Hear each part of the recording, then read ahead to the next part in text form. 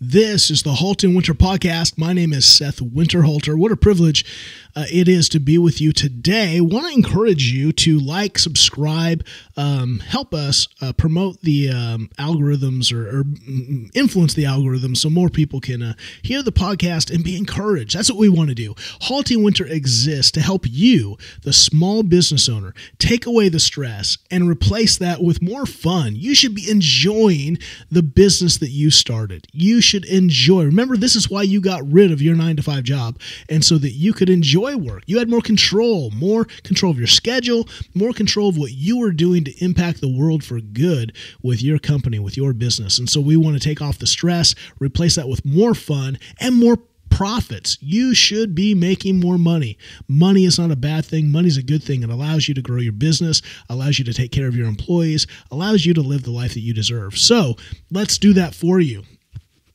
Hit us up, HaltingWinter.com. We'd love to schedule a free assessment and have you take our free business assessment to see where your business might be able to scale, grow, and soar. What are we talking about today? Today we're talking about, again, continuing our talk on how to grow a small business. One of the ways to grow is really doing a product or service. Maybe you offer a product, you offer a service. We're doing a product assessment. So the first thing you have to ask when it comes to growing your small business is, what do you offer? What do you offer? What is your product or your service doing to solve people's problems? Don't just have a product that you love. Have a product that does something for a person and know what that does. That's how you pitch your product.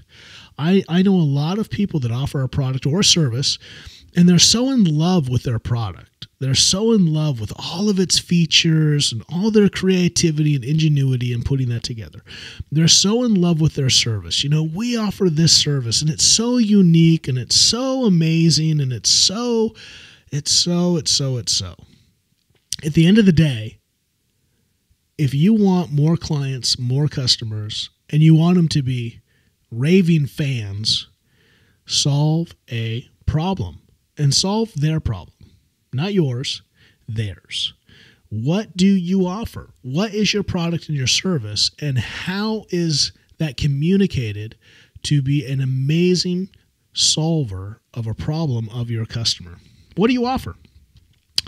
And then what are the costs? Like what are the real costs, right? You have hard costs, you have soft costs. Do you really know your costs, right? It's not just about, like, if you're selling a cup of coffee, it's not just the coffee beans in the cup that are your costs. Those, in fact, are soft costs. You only need that cup and that coffee if you actually are selling coffee. But here's the hard cost. You're going to need, where are you selling this coffee? Are you selling this in a coffee shop? Are you selling this in a trailer? Well, you paid for that. That's a hard cost. What about the machine that's roasting that coffee? What about the machine that's making that cup of coffee? All these kind of hard costs that really are there, no matter a hard costs or what are there, regardless of whether you sell a product or not.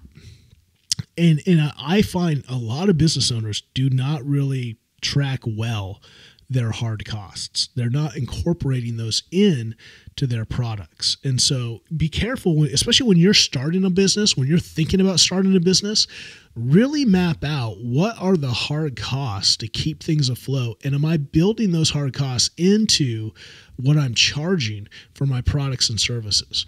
I can't just charge for my soft costs. Which are, right, those are the cost associated with every sale. So if you're selling a product, what is the actual cost of that product to make that product?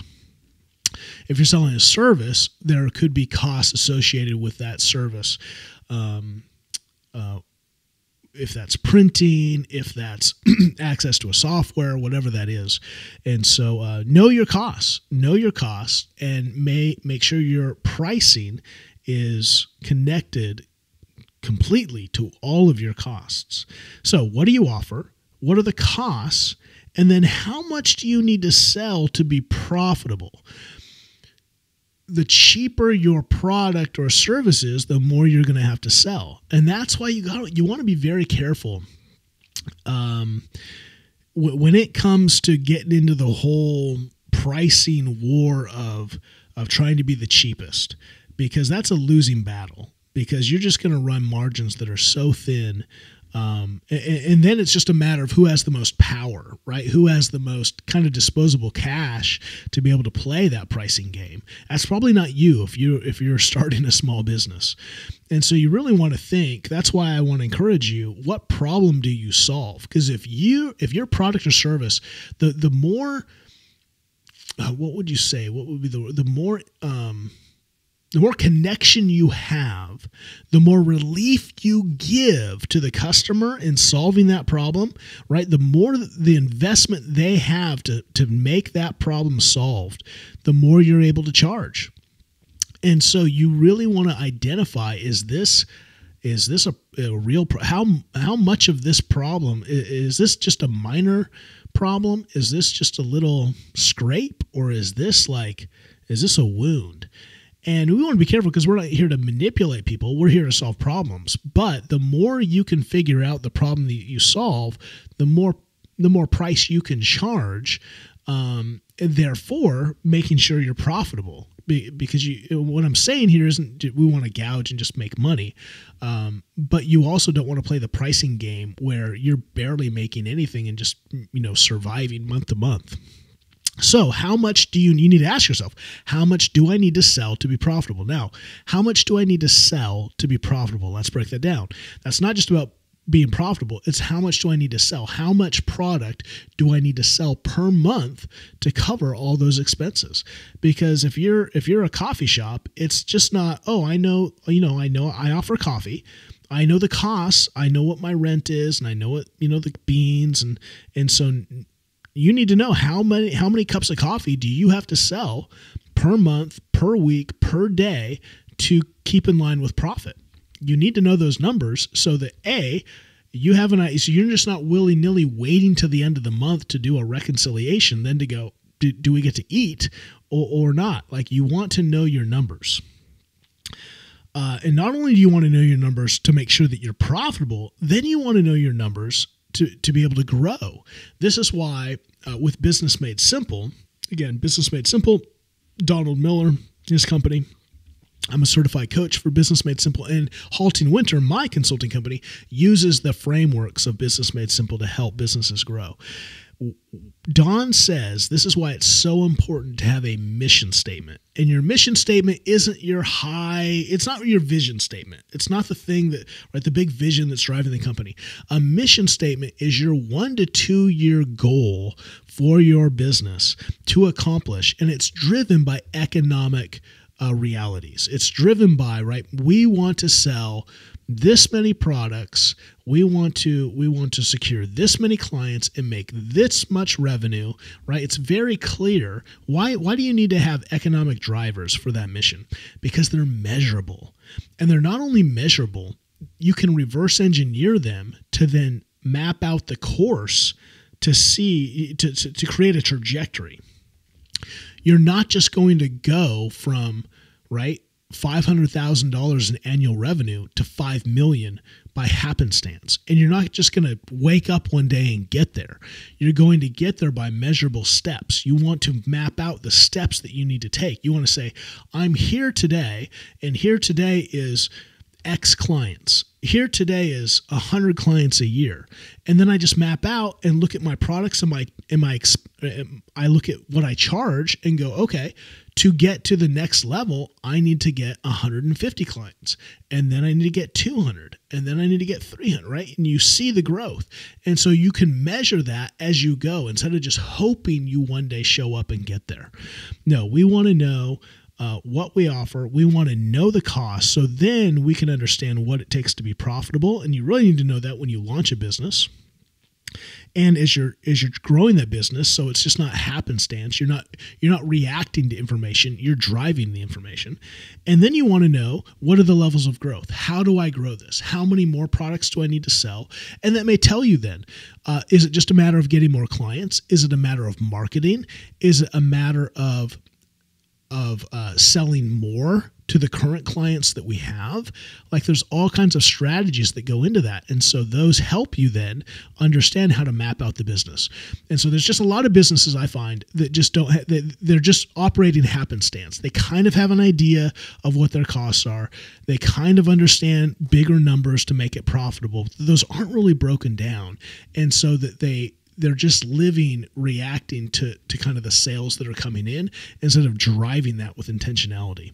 So that's what I want to encourage you to.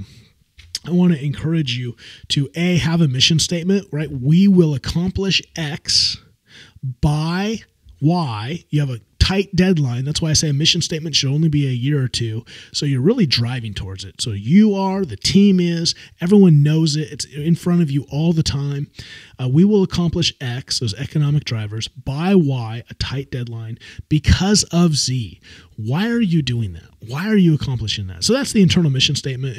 That's one of the number one things that we do is help businesses craft that mission statement. And we do that by looking, again, at your products, so doing an overhaul assessment of your company to figure out that data.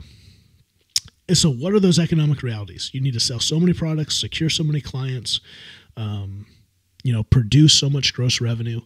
Do you have an awareness of what your products are actually doing for you?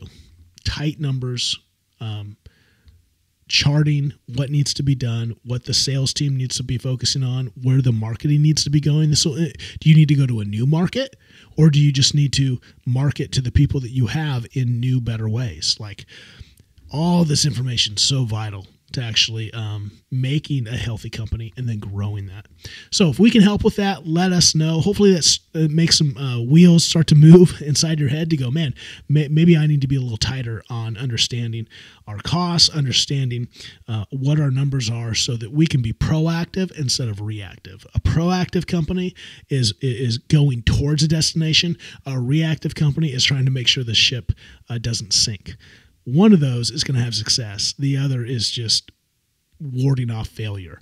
And we want you to thrive. We want you to have success. We want to take the stress out of your business and help you bring back the fun and increase profits. If we can do that, let us know. HaltingWinter.com.